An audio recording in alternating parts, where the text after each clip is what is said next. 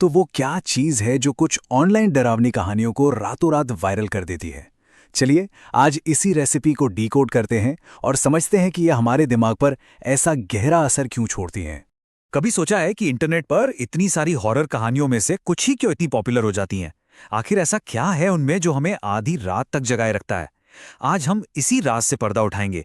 आखिर क्या है इनकी कामयाबी का सीक्रेट फॉर्मूला? तो इसको समझने के लिए हम दो बहुत ही फेमस कहानियों को लेते हैं, कहर और वशीकरण। हम इनका एक तरह से डाइसेक्शन करेंगे और पता लगाएंगे कि इनके अंदर वो कौन से कॉमन एलिमेंट्स हैं जो इन्हें इतना असरदार बनाते हैं। पता है, किसी भी सॉलिड हॉरर स्टोरी की शुरुआत किसी भूत या राक्षस से नहीं होती। नहीं, शुरुआत होती है एक बहुत ही जानी पहचानी, बहुत पावरफुल इंसानी भावना से। प्यार, जुनून और खास तौर पर लाचारी। यही वो आग है जो हमारे किरदारों को एक अंधेरे रास्ते पर धकेल देती है। यहाँ देखिए, हमारे पास दो मेन कैरेक्टर्स हैं। दोनों ही ऐसी सिचुएशन में फंसे हैं जहां उन्हें लगता है कि वो पूरी तरह से हेल्पलेस हैं। समीर को उसकी गरीबी और बेइज्जती खाई जा रही है, और दूसरी तरफ विनीत अपनी गर्लफ्रेंड की मौत के सदमे को एक्सेप्ट ही नहीं कर पा रहा है। और ये लाइन, मुझे नफरत ही अपनी गरीबी से, अपनी लाचारी से। वाह, ये एक लाइन समीर की सारी फ्रस्ट्रेशन, सारा गुस्सा, सारे बेबसी को सामने रख देती है। और यही वो फीलिंग है जो उसे उस खतरनाक कदम की तरफ ले जाती है। तो जब इंसान हर तरफ से हार जाता है, लाचार हो जाता है, तब वो कौन सा दरवाजा खटखटाता है? इन कहानियों में वो जाता है सुपरनैचुरल दुनिया की तरफ, और यहीं से कहानी असल में डरावनी होनी शुरू होती है। वशीकरण। हमारी एक कहानी का तो नाम ही यही है। इसका मतलब है किसी और की इच्छा शक्ति को, उसकी सोच को पूरी तरह से अपने कंट्रोल में कर लेना। ये जो कंट्रोल करने की चाहत है ना, ये कई हॉरर कहानियों की जड़ में होती है। और ये कंट्रोल पाने के लिए दोनों कैरेक्टर्स एक फॉरबिडन टूल का इस्तेमाल करते हैं। समीर के हाथ लगती है एक श्रापित किताब, रूहानी कैद, और विनीत इस्तेमाल करता है एक जादुई मिठाई का। और बस यहीं से उनका डाउनफॉल शुरू हो जाता है। लेकिन एक बात हमेशा याद रखनी चाहिए, इन कहानियों में जादू कभी फ्री नहीं होता। इसकी एक कीमत होती है, और वो कीमत बहुत बहुत भयानक होती है।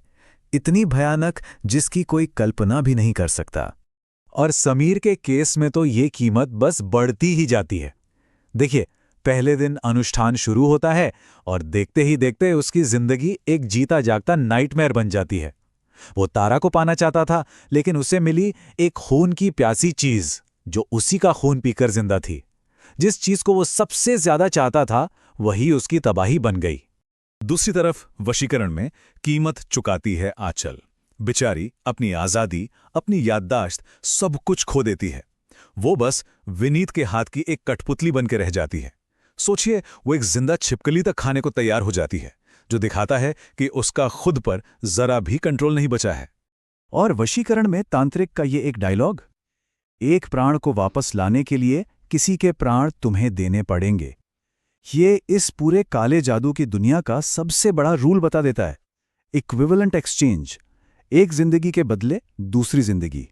यहां कुछ भी मुफ्त नहीं है। चलिए, अब आते हैं उस चीज पर जो इन कहानियों को बस डरावना नहीं बल्कि अनफॉरगेटेबल बना देती है, और वो है सच और वहम के बीच का खेल। वो लाइन जो धीरे धीरे धुंधली होने लगती है।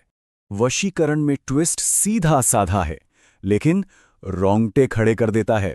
हमें पता चलता है कि विनीत, जिसे हम एक दुखी आशिक समझ रहे थे, वो तो असली विलेन निकला।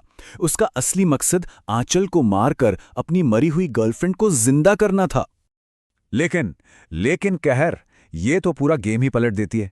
ये उस हर चीज पर सवाल खड़ा कर देती है जिसे हम अब तक सच मान रहे थे। पुलिस समीर को बताती है कि भाई तारा तो जिंदा है और अपने घर पर है, और विक्की भी मरा नहीं, वो तो कोमा में है। तो फिर सवाल यह है कि अगर तारा और विक्की जिंदा हैं, तो समीर के साथ उस कमरे में कौन था? वो किसे अपना खून पिला रहा था? उसने आग में जलाया किसको? पूरी कहानी ही एक इल्यूजन लगने लगती है। और फिर आता है final mind blowing twist. Professor Das, जिसने समीर की मदद की थी, वो असल में उस श्रापित किताब के राइटर का भूत था। मतलब समीर शुरू से ही एक आत्मा के जाल में फंसा था, एक ऐसे वहम में जिसे उस किताब ने ही बनाया था। तो इतना सब कुछ डीकंस्ट्रक्ट करने के बाद सवाल वही है, आखिर इन वायरल हॉरर कहानियों का सीक्रेट रेसिपी है क्या? वो क्या चीज़ है जो हमें इतना पसंद आती है? बेसिकली ये सब इन 5 चीज़ों का कमाल है। एक ऐसा लाचार कैरेक्टर जिससे हम रिलेट कर सकें, एक जादुई चीज़ या टोटका, उसके भयानक और अनएक्सपेक्टेड नतीजे, सच और वहम के बीच मिटती हुई लाइन, और आखिर में एक ऐसा ट्विस्ट जो दिमाग हिलाकर रख दे। और आखिर में ये कहानियां हमें एक बहुत गहरे सवाल के साथ छोड़ जाती हैं। असली मॉन्स्टर कौन है? कोई पिशाच या भूत, या फिर इंसान का अपना जुनून, उसकी लाचारी? हो सकता है ये शैतानी ताकतें सिर्फ एक जरिया हों उस अंधेरे को बाहर लाने का जो हमारे अंदर पहले से ही छिपा होता है।